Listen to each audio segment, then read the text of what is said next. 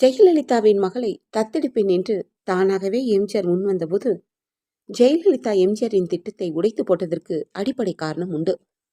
அப்போதும் ஜெயலலிதா எம்ஜிஆரை நம்பவில்லை. தத்தெடுக்கிறேன் என்று சொல்லி தனக்கு ஒரு பெண் குழந்தை இருப்பதை உலகத்திற்கு அறிவித்து தன்னை பலவீனப்படுத்தவே எம்ஜிஆர் முயற்சிக்கிறார் என்கிற இறுதியான முடிவிற்கு வந்தார் ஜெயலலிதா. ஆகவே ஜெயலலிதாவின் மகளை எம்ஜிஆர் தத்தெடுக்கிற விவகாரம் அத்தோடு அடிபட்டு போனது.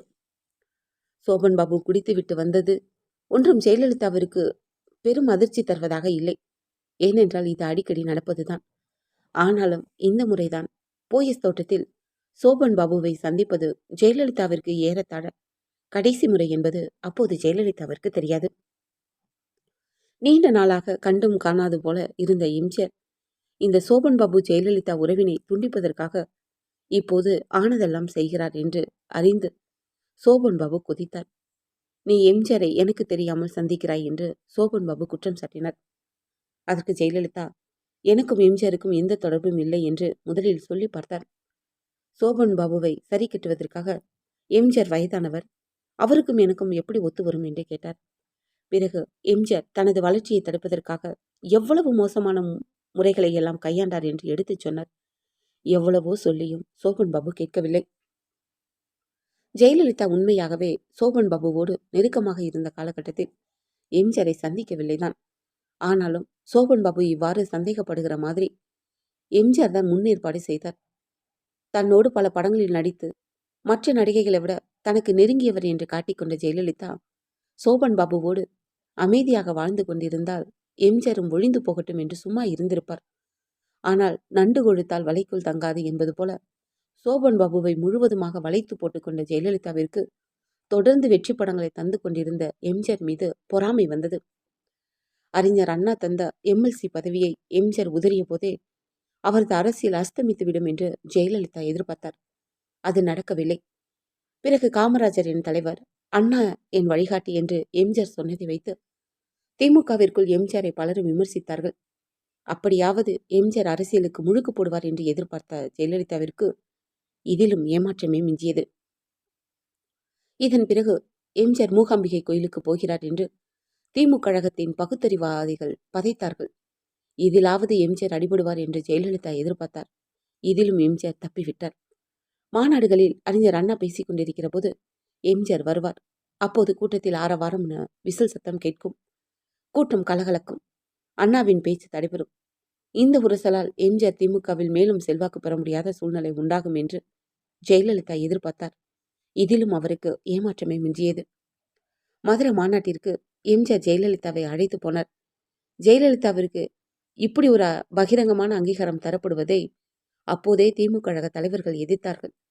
எல்லோரது எதிர்ப்பையும் மீறி எம்ஜிஆர் ஜெயலலிதாவை கூட்டிக் கொண்டு மாநாட்டு மேடையில் ஏறினார். இதிலும் ஜெயலலிதாவிற்கு தான் மேடையில் தோன்ற வேண்டும் என்பதை விட தனது மேடை தோற்றத்தால் எம்ஜிஆருக்கு பிரச்சனை வர வேண்டும் என்பதே உள்நோக்கமாக இருந்தது. அப்போது திமுகவில் வலிமையாக எம்ஜிஆர் இருந்ததால் மற்றவர்களின் எதிர்ப்பு அடிபட்டு போனது. இந்த எம்ஜிஆர் ஜெயலலிதா மேடை அலங்காரத்தை அப்போது எதிர்த்தவர்களில் மிக முக்கியமானவர் மதுரமுத்து அவர்கள். இந்த எதிர்ப்புக்கு பிறகுதான் பின்னாளிலான அதிமுகவின் கொள்கை பரப்பு செயலாளராக ஜெயலலிதா பழி வாங்குகிற நோக்கத்தோடு மதுரமுத்துவிற்கு விளக்கம் கேட்டு நோட்டீஸ் அனுப்பினார். எம்ஜிஆருக்கு அரசியலில் சறுக்கல் வரும் என்று ஜெயலலிதா கூட இருந்து பார்த்தார். இரண்டு நிலைகளுமே ஜெயலலிதாவிற்கு தோல்வியே தந்தன. தன்னோடு நடிக்காவிட்டால் எம்ஜிஆர் படங்கள் எடுபடாது என்று அப்போதெல்லாம் வேண்டியவர்களிடம் சொல்லிக் கொண்டிருப்பது மாத்திரமல்லாமல் ஜெயலலிதா பத்திரிகைகளுக்கும் பேட்டி கொடுத்தார். ஆனால் எந்த புது நடிகையோடு நடித்தாலும் எம்ஜிஆர் வெற்றி படங்களை தருகிற வீரராகவே விளங்கினார். எம்ஜிஆரோடு நடித்த நடிகைகளை பற்றியெல்லாம் ஜெயலலிதா அவ்வப்போது பத்திரிகைகளில் கிசுகிசுகளை கிளைவிட வைத்தார். எந்த தந்திரமும் பலிக்கவில்லை. எப்படி மக்களின் நிராகரிப்புக்கு பிறகும் அங்கேயே அகற்றிவிட்டு அழுக்கு நரி இன்றும் மோளமிட்டு கொண்டிருக்கிறதோ அதுபோல அப்போதும் எம்ஜிஆருக்கு தீங்கு இழைப்பதைத்தான் தன் வாழ்வின் முழு நேர ஊழியமாக ஜெயலலிதா செய்து கொண்டிருந்தார். சோபன் பாபுவோடு பழகிய காலத்தில் முதல் 2 ஆண்டுகள் பேட்டி கட்டுரை எதிலும் எம்ஜிஆரை தொடாமல் இருந்த ஜெயலலிதா பிறகு சந்தர்ப்பம் கிடைக்கிற போதெல்லாம் எம்ஜிஆரை சீண்ட ஆரம்பித்தார். துக்ளக் பத்திரிகையில் தொடர் கட்டுரைகள் ஜெயலலிதா எழுதிய காலகட்டத்திலே கூட எம்ஜிஆரை கடுமையாக விமர்சித்து எழுதினார். பின்னாளில் இந்த கட்டுரைகள் எண்ணங்கள் சில என்று புத்தகமாக வெளிவந்தது. வலம்புரிஜான் இந்த புத்தகத்தை பதிப்பித்தார். இந்த புத்தகத்திற்கான அணிந்துரையில் ஒரு நேரத்தில், ஒரு காலகட்டத்தில் ஒருவர் மீது சொல்லப்பட்ட கருத்துக்களை சூழ்நிலை மாறுகிறது என்பதற்காக மாற்றிக்கொள்ள வேண்டியதில்லை.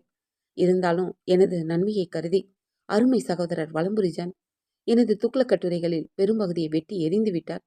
அவரிடம்தான் கத்திரிக்கோள் இருக்கிறதே என்று ஜெயலலிதா எழுதியிருந்தார். மீண்டும் தன்னை சீண்ட ஆரம்பித்து விட்டார் ஜெயலலிதா.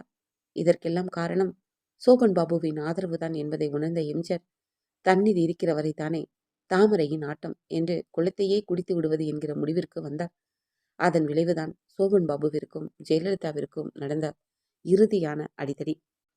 சோபன் பாபு சம்பந்தப்பட்ட நிகழ்ச்சிகளில் இனி கலந்து கொள்ள மாட்டேன் என்று எம்ஜிஆரிடம் ஜெயலலிதா திட்டவட்டமாக சொன்னாரே தவிர, தொடர்ந்து எம்ஜிஆர் அறியாமல் சோபன் பாபுவை சந்தித்துதான் வந்தார் ஜெயலலிதா.